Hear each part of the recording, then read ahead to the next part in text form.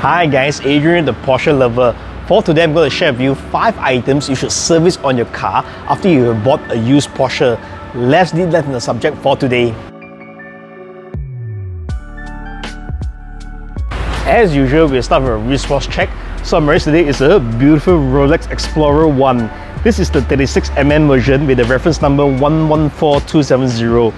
This is my absolute real watch. And of course, if I have only one watch, this will be the one. Today, I'm actually wearing it on the stainless steel bracelet. Alright, back to the topic at hand for today.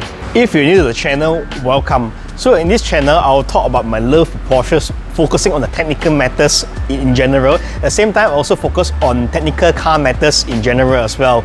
Alright, so this is the question that I get a lot from first-time Porsche owners who have just bought their dream cars. Usually they will buy pre-loved or used cars and they've already gone through the process itself. That means they already found the car that they like, they've done the pre-purchase inspection, the PPI, and then of course the most important I always stress on is that the 3 C's, condition.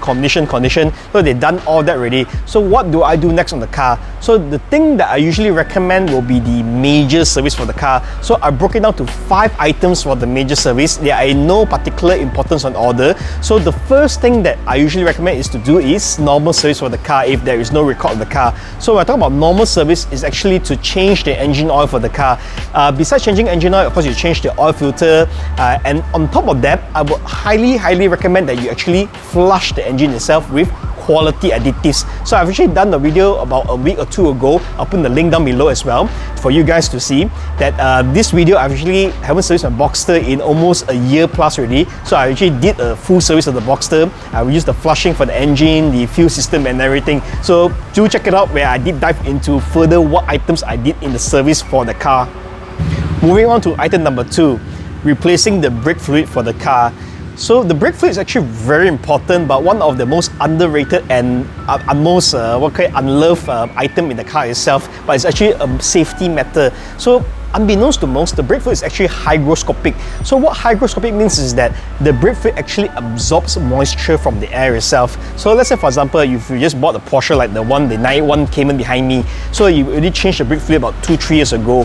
So you will see that actually the brake fluid, even though you don't drive the car, you don't use the brakes, it actually absorbs moisture over time. So that moisture is actually very dangerous because why? Under hard braking instances where you actually brake a lot and it heats up the fluid itself. So since there is water content in the fluid, it will actually boil and become vapor, meaning that your brake will suddenly become ineffective and you can't press the brakes at all. This is very dangerous. So I would recommend for you to change the brake fluid, and at the same time, if you take the opportunity, let's say if you want to go for a track, you of course you change to a higher temp brake fluid itself. So another pro tip for changing brake fluid actually is the brake bleeding itself. So a lot of people change brake fluid by actually sucking out the old brake fluid and just putting in the new one. So that actually is a big no-no because why? You're actually diluting or mixing the brake fluid, the new one with the old one in the system. So what I recommend is to have a full bleeding for the brake system where actually you bleed out the old brake fluid completely and you put fresh brake fluid, especially more so if you're driving a Porsche, because I will assume when you buy a Porsche, you're not planning to drive it below 100 km per hour. That means you plan to enjoy the car, and when you enjoy the car, you make sure that the car is safe for you to enjoy. Next up, we move to item number 3, which is to replace the coolant for the car itself. So the coolant is actually very important because it has a few functions. So of course you can just put normal tap water into the car itself. It will still run properly, no issues at all. However, in the long run, actually it will create more wear and tear in the engine itself. Let me explain to you why. So in the coolant itself, there's a few properties that a lot of people might not know. So let's say for example, number 1, it actually reduces the corrosion in the car itself. So that means at the end of the day, there'll be less rust in your radiator, in your water pump and everything. So this actually prolongs the lifespan of your car parts itself. Number 2, it actually reduces the boiling temperature of the coolant itself. That means at the end of the day, the coolant won't heat up as fast as the normal just water itself.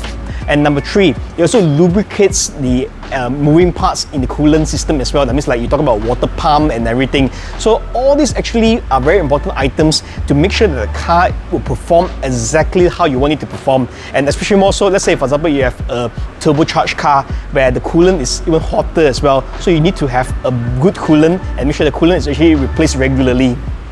If you like my video so far, please give me a like button and at the same time subscribe to the channel. I'll be most grateful.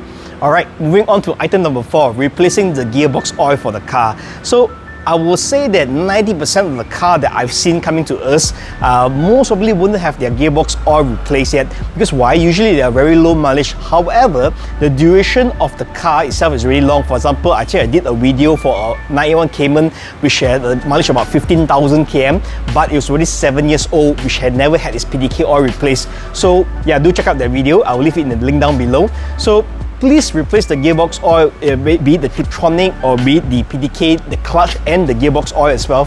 Because why? If the things fail, it'll be very expensive for the car itself. So I will call this sometimes penny wise, pound foolish. Why? Because you think that you can save a couple thousand ringgit for the gearbox oil, the filter, the pan, the gasket and everything. But once the gearbox fails, your cost to replace the gearbox will be astronomical. And let's say even if you do overhaul the gearbox, let's say it's the PDK gearbox, it might cost you tens or 20 or thousands of ringgit.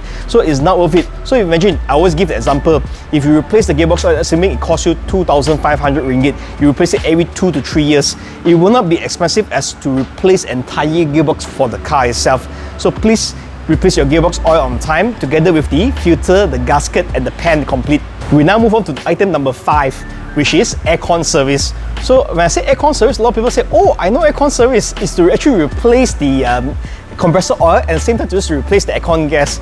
Or the thing is that, oh, my aircon is not cold, only then I do the aircon service. Actually, that is the wrong thought process, because once the aircon is not cold, there's something wrong with the aircon, and sometimes it might lead to thousands of ringgit of repair, so which we want to try to avoid by doing an aircon service. So back to the earlier point where I say that you just replace the aircon gas and the compressor oil only, it's akin to replacing your engine oil without replacing the engine oil filter itself. So at the same time, actually there is also receiver dryer, expansion valve. So a full aircon service will include those two items as well. So we replace those items and let's say your aircon filter is dirty as well, you replace the item as well.